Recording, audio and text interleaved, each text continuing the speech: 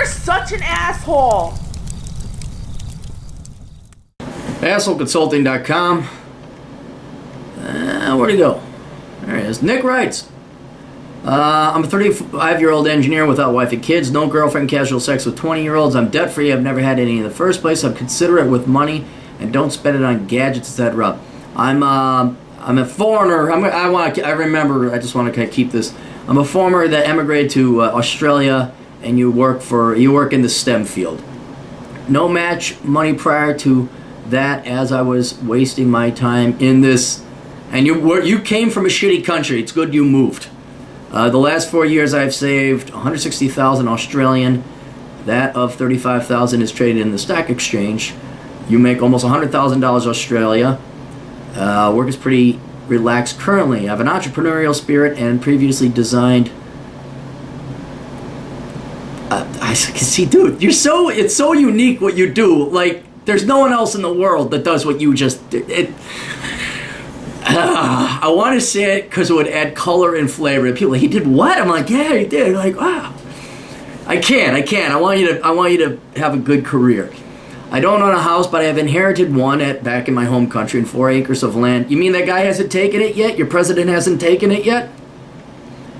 Shared among my 2 sisters, good area, and will eventually pick up. I'm currently I'm rent-free as I'm on a short-term assignment with the company in Italy, and all the expenses are paid for.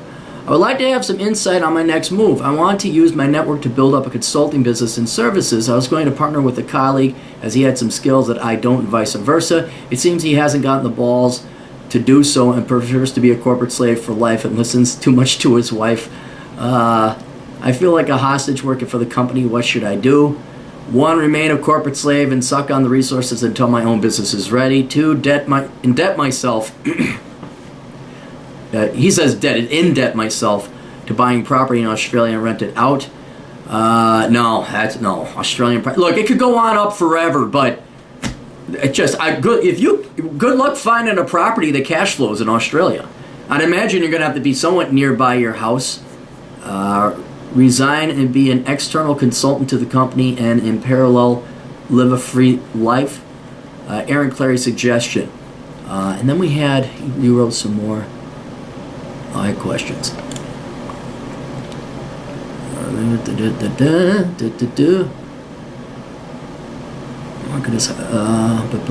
In regards, he's just expanding. In regards to suggestion number 2, I'm not so inclined to do so, as I understand the market is highly speculative. There's a lot of debt accumulated. Industry isn't doing so well, with many job losses not advertised. However, I see them kicking the can further and further down the end.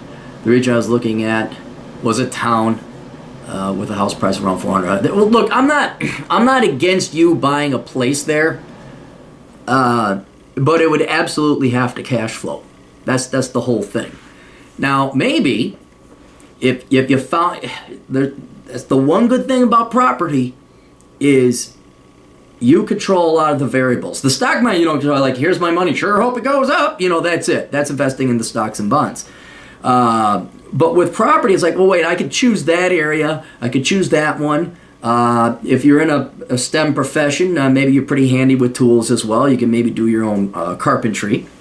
It's not to say that in that town there's not a home that wouldn't work, but it's going to be very unlikely.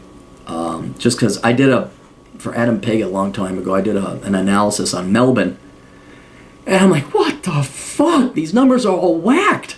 And it's in part because Australia's got this, we can't use the rest of the land. It all has to be on these little slivers of, what is it?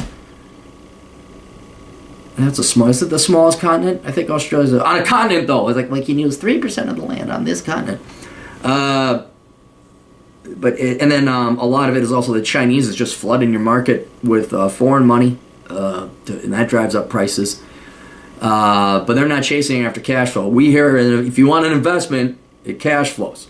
All right. So, like I said, do your homework and research. But yeah, I'm gonna have to go with option number 1. Remain a corporate slave and suck on the resources until my own business is ready. Yeah, that's safest. That's safe. Look, I know your job sucks, but right now, globally speaking, you're in the top 1 or 2%. You make a damn, well, maybe not that, but you're in the top 5 definitely. You got a lot of money. It sounds like they like you, and you got like a little bit of hustle going on the side. But I like being safe. You don't want to fuck this up. That's the whole thing. You don't want to go back to your shitty ass country because you can't find a job. I would just play it safe. Play it safe. Continue to suck the corporate cock, and then build up your resources. I don't know how much you're going to need for resources to start a business. Actually, though, I mean, if you're just doing consulting, you can just set up your site. I mean, make sure you got permission from your boss. But that's what I would do. But then you could do consulting.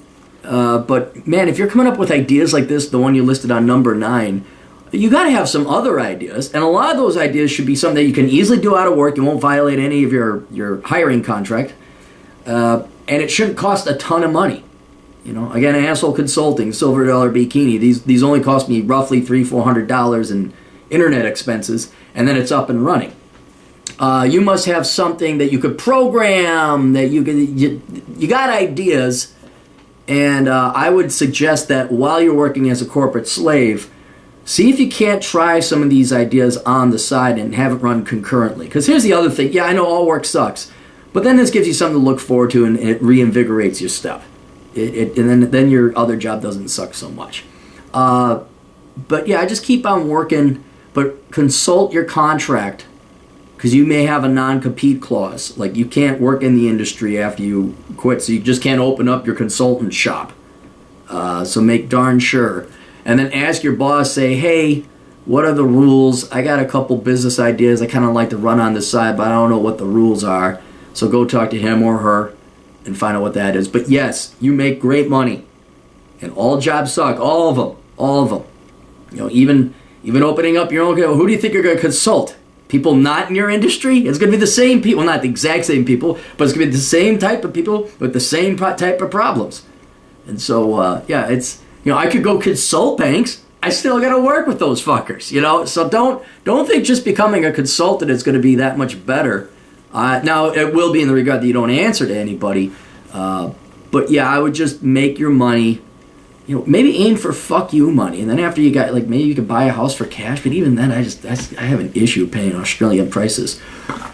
But just keep doing what you're doing, build up the money, and then, you know, just, well, I'm wondering, do you get superannuation over there or no?